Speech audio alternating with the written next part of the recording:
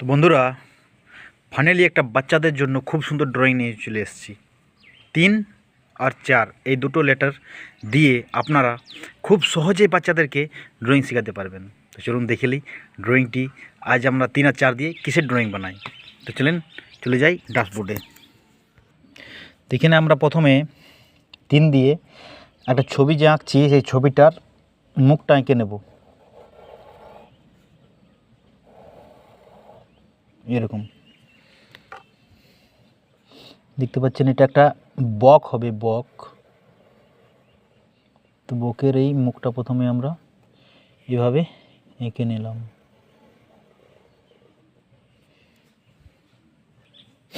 এরপর আমরা এই মুখের অংশটিকে আমরা এখান থেকে এইভাবে একটা বকের যে ডিজাইন থাকে সেটাকে এইভাবে নামাবো।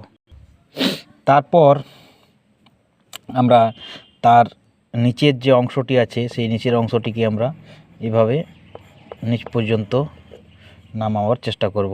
আর এখানে একটা তার চোখ, ছোট্ট একটা চোখ এঁকে দেব, যেটা একটুকু এইরকমভাবে থাকবে। আর এখানে একটা ভ্রু দিয়ে দেবো। বাচ্চাদের জন্য ড্রয়িং মানে একটুকু আপনাদেরকে বাচ্চাদের মতো করে।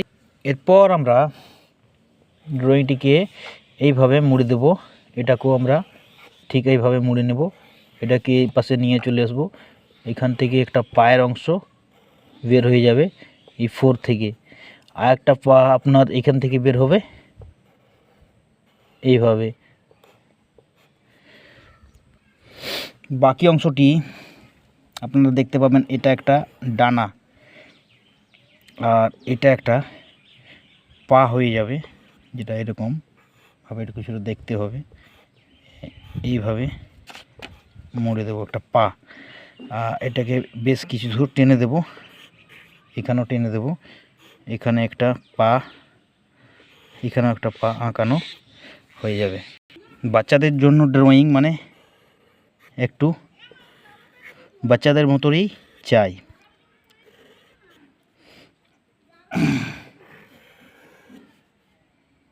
এখানে কিছুগুলা এভাবে এলোমেলো করে দিয়ে দেব।